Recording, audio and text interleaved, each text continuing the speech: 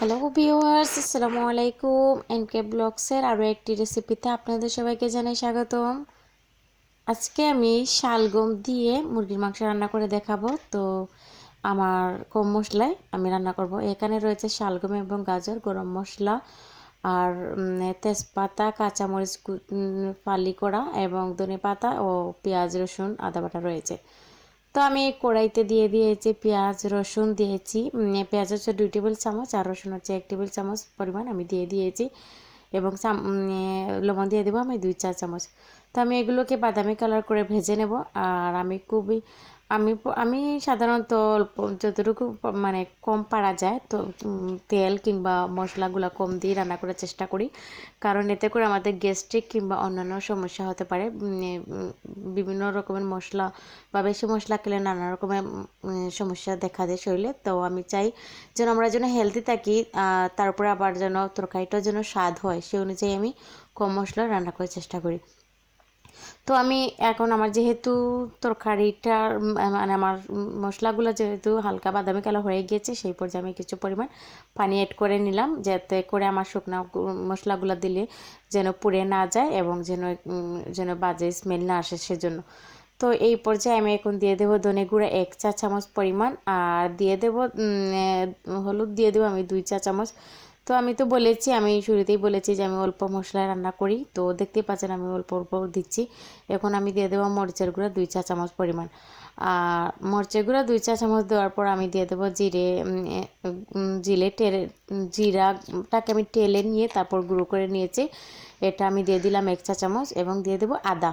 তো জিরাটা টেলে নিয়ে গুঁড়ো করে রাখলে কি এটা স্মেলটা ভালো আসে এবং ভালো লাগে। আর প্যাকেটের যে জিরা গুঁড়াটা পাওয়া যায় সেটা খেলে যেমন কীরকম যেন লাগে তরকারিতে, তাই আমি ঠেলে নিয়ে এটাকে ভেজে নিই। তো আমার দেখতেই পাচ্ছেন যে আমি এখন আমার মশলাগুলো কষানো হয়ে যাওয়ার পর আমি মুরগির হাড়ের যে মাংসগুলো রয়েছে, মুরগির হাড় বা হাড্ডি-গুড্ডি অনেকে বলে থাকেন, আমি সেগুলো দিয়ে দিলাম। তো এখন আমি এগুলোকে চামচের সাহায্যে ভালো মতো নেড়ে চেড়ে নিয়ে কষিয়ে নিচ্ছি। তো আমি বলছিলাম জিরাটার কথা, জিরা ঠেলে গুঁড়ো করে রাখলে খুবই ভালো হয়। এতে করে যে কোনো তরকারিতে দিলে একটা ভালো একটা ফ্লেভার আসে, আর যে আধা ভাঙা একটা ভাব থাকে সেটা তরকারির মধ্যে মুখে দিলে দারুণ একটা স্মেল আসে, ভালো লাগে খেতে। তো আমি এখন ঢাকনা দিয়ে ঢেকে দিলাম এবং 5 মিনিট পর ঢাকনাটা সরিয়ে আমি একটু আবারও নেড়ে চেড়ে নেব। তো দর্শক এখন দেখুন আমি ঢাকনাটা সরিয়ে তারপর আমি নেড়ে চেড়ে নেব। তো দেখতেই পাচ্ছেন চামচের সাহায্যে আমি নেড়ে ছেড়ে নেওয়ার পর নিচ্ছি।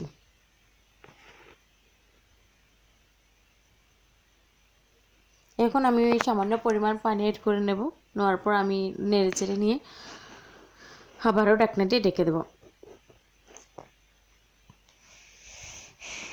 সবসময় অল্প মশলা রান্না করার চেষ্টা করবেন। আমি জানি না আমার তারপরেও বেশি হয়ে গিয়েছে কিনা মশলাগুলো, আমি তো যথেষ্ট পরিমাণে অল্প পরিমাণ দেওয়ার চেষ্টা করেছি। এখন আমি ঢাকনাটা ঢেকে দিয়েছি, ঢাকনাটা আবারও 5 মিনিট পর সরাবো। তো ঢাকনা সরানোর পর আমি এই পর্যায়ে এসে আমার সবজিগুলো অ্যাড করে নেব। তো আমার সবজি বলতে এখানে রয়েছে শালগম এবং গাজর। গাজরটা অপশনাল, আপনারা স্কিপ করতে পারবেন, আবার দিতেও পারেন। এটা দিলে কি একটু দেখতে সুন্দর লাগে আর অন্যরকম একটা ফ্লেভার আসে। তো আমি শালগম, গাজর এবং মুরগির মাংসগুলোকে ভালো মতো চামচে সাজিয়ে নেড়ে চেড়ে নিয়ে আবারও ঢাকনা দিয়ে ঢেকে দেবো।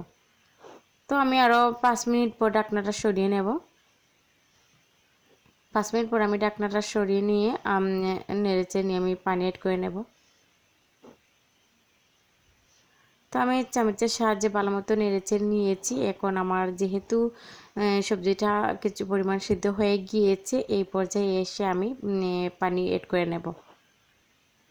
তো আমি এখানে 2 মগ পানি দিয়ে দিচ্ছি, যেন আমার সবজিটা ভালো মতো সিদ্ধ হয়ে যায়, সেজন্য আমি আর 2 মগ পানি দেব।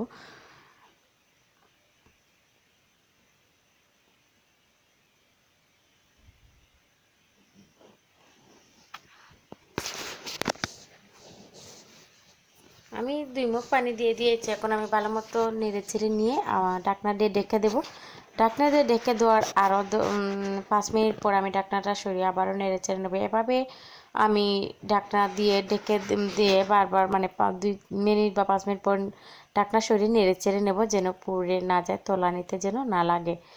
এখন এই পর্যায়ে এসে আমি ধনেপাতা কুচি এবং আমার বিলেতি ধনেপাতা যেটা রয়েছে সেটা দিয়ে দেব এবং দিয়ে দেব কাঁচামরিচে ফালি করে কেটে রেখেছিলাম সেটা। তো দর্শক আমি এগুলো দেওয়ার পর আবারও ঢাকনা দিয়ে ঢেকে দেব এবং আমার তরকারিটা পারফেক্টলি হয়ে যাওয়ার পর আমি ঢাকনাটা সরিয়ে আপনাদেরকে দেখাবো। তো এই পর্যায়ে এসে আমার তরকারি হয়ে গিয়েছে, আমি চুলার আঁচটা বন্ধ করে নিয়েছি। এখন আমি আপনাদেরকে দেখে দিচ্ছি কাছ থেকে আমার তরকারিটা কীরকম হয়েছে।